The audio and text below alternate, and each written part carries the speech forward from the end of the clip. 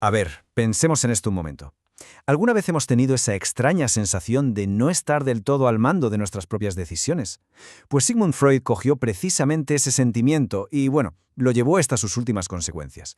Propuso una idea que, la verdad, sacudió los cimientos de cómo nos vemos a nosotros mismos y a toda la civilización. Una idea que sugiera que, en el fondo, somos casi unos extraños dentro de nuestra propia mente. A principios del siglo XX, Freud lanzó lo que él mismo llamó el tercer gran golpe a la vanidad humana. Si lo pensamos, primero fue Copérnico, que nos dijo, oye, que no sois el centro del universo. Luego llegó Darwin y nos conectó de lleno con el reino animal. Pero el remate, el golpe de gracia, lo dio Freud al afirmar que ni siquiera somos los dueños de nuestra propia casa, de nuestra propia mente.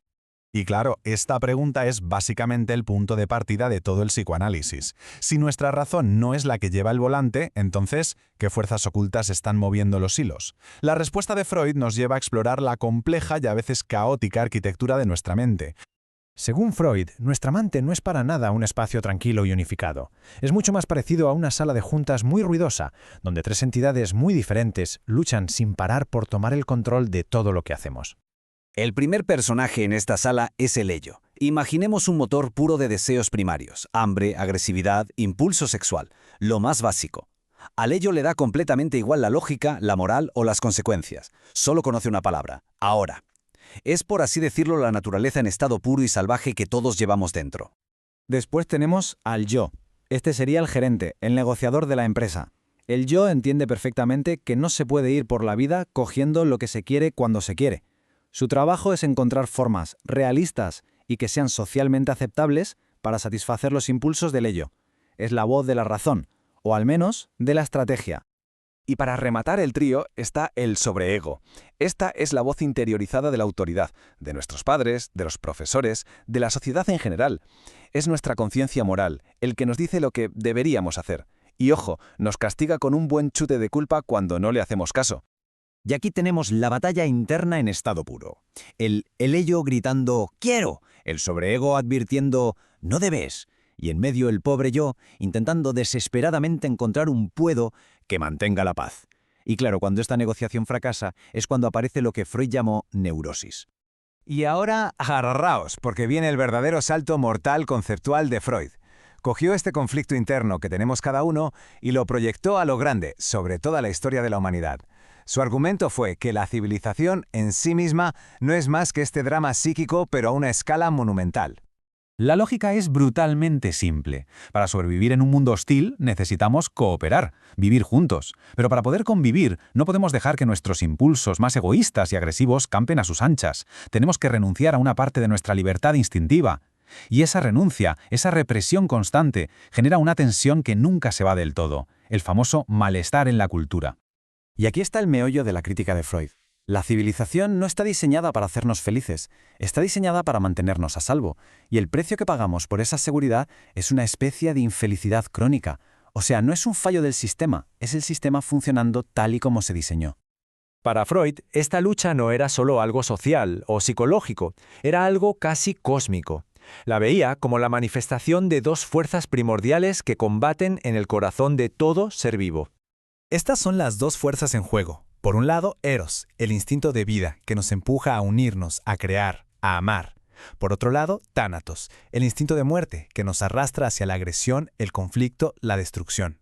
Para Freud, toda la historia de la humanidad no es más que el campo de batalla donde Eros intenta desesperadamente mantener a raya a Tánatos. Bien, si la civilización se construye sobre la represión, ¿cómo se manifiesta toda esa tensión?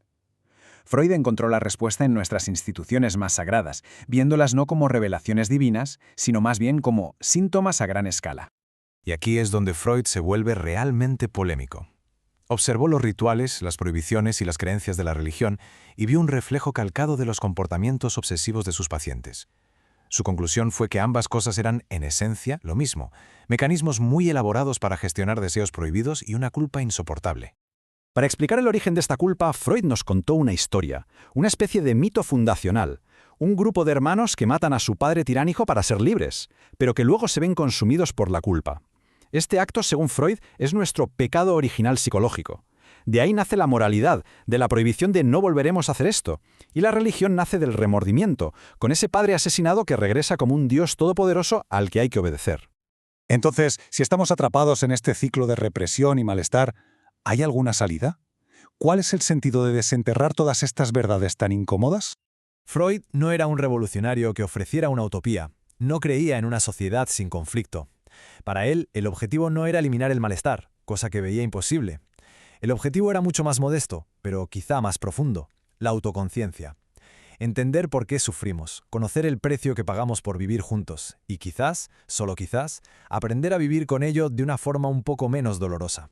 Al final, el legado de Freud es el de un maestro de la sospecha. Y con esto volvemos al principio. Como Copérnico y Darwin, nos dio un buen golpe de humildad. Nos enseñó a sospechar de nuestras propias motivaciones, a no fiarnos de la superficie de nuestra razón y a reconocer que estamos gobernados por fuerzas que apenas comprendemos. Esta imagen tan potente resume la visión freudiana a la perfección. No somos los heroicos autores de nuestra historia, controlando nuestro destino. Somos más bien el escenario donde fuerzas psíquicas y sociales mucho más grandes que nosotros libran una batalla que parece no tener fin. La visión de Freud no es optimista, para nada, pero es profundamente honesta.